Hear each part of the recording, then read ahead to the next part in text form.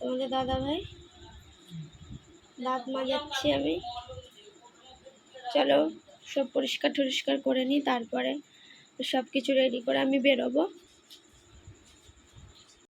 তো দেখো বন্ধুরা, রেডি হয়ে বেরিয়ে গেছিলাম। এটা হচ্ছে বারাসাত স্টেশন, এখান থেকেই যাব। তো চলো, বারাসাত স্টেশন থেকে আমরা শিয়ালদা স্টেশনে চলে এসেছি। কোথায় যাচ্ছি না যাচ্ছি সবাই তোমরা আমার টাইটেল দেখেই বুঝতে পেরে গেছো। তো দেখো, শিয়ালদার থেকে নেমে এখন আমরা চলে এসেছি Kolkata Kolkata college and hospital. তো সেখান থেকে আমরা গিয়ে এই যে চলে গেলাম জীবন্ত মা কালীর মন্দিরে। আর ওটা হচ্ছে মানিকতলা ছিল, মানিকতলায় Kolkata homeo college and hospital, ওখানেই আমরা নেমেছিলাম। সুখিয়া স্ট্রিট, ওখান থেকে নেমে যে গলিটা বোন দাঁড়িয়ে আছে, গলিটার থেকে গিয়ে মায়ের মন্দিরে একটুখানি, কিন্তু যেহেতু গরম পড়েছিল খুব কষ্ট হচ্ছিলো, এই যে গলিটার থেকে একদম একটুখানি, ওখানে ফুল টুল পাওয়া যায়। আমরা চাল কলা আর চাল, আতপ চাল আর কলা, এটি হচ্ছে মায়ের মেন প্রসাদ। আর পদ্ম ফুল, আলতা, সিঁদুর আর ওই যে ফুলের মালা, এগুলো নিয়ে মায়ের মন্দিরে ওখানে নাম গোত্র লিখিয়ে যে মায়ের মন্দিরে অবশেষে আমরা ঢুকলাম। দেখো, মাকে সত্যি যেরকম বলে, সত্যিই মা 5 বছরের বাচ্চারূপে পূজিত হন। সত্যিই মা অসাধারণ, অস্বাভাবিক সুন্দর। সত্যি সব মায়েরাই সুন্দরী হয়। আর এই যে দেখো, পয়লা মহালয়ার দিন মায়ের জন্মদিন, তাই ওখানে সব লাগিয়ে দিয়েছে। আর কখন মন্দির খোলে? সকাল 7টা থেকে মন্দির খোলে, আর মন্দিরে একটার সময় দুপুরে বন্ধ হয়ে যায়। আবার 4টে থেকে রাত্রির 8টা পর্যন্ত মন্দির খোলা থাকে। তো যেতাম, হঠাৎ করে চলে গেছি। মায়ের চোখের দিকে তাকিয়ে থাকলে সত্যি কান্না পেয়ে যায়। আর আমি ওখানে গিয়ে তোমাদের দাদাকে আমি ভিডিও কল করেও দেখিয়েছিলাম, দেখলাম ফোন অ্যালাউ আছে। তো সত্যি পুজো দিয়েও শান্তি। আর আমরা যাওয়ার সাথে সাথে না, সেদিন আর 1টার সময় বন্ধ হয়নি। মনে হচ্ছিল মা যেন আমাদের জন্যই অপেক্ষা করছিল। তখন পুজো হতে হতে না টাইম অনেকটা লেগে গেছিলো। তো দেখলাম যে আমরা যখন গেছি, গিয়ে সাথে সাথে আরতি হচ্ছে, মায়ের আরতি হলো, চোখ ভরে যায় মায়ের আরতি দেখলে। তো যাই হোক, একটার পর একটা আরতি হলো, মায়ের ভোগ আরতি হলো।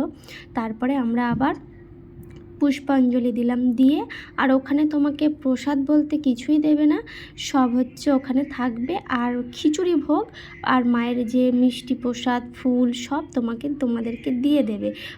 সেই খিচুড়ি ভোগটা তোমরা আবার ওখানে কন্টেনার কিনতে পাওয়া যায়, ওখান থেকে নিয়েও আসতে পারো। ওইটা ঢেলে নিয়ে আসতে হবে।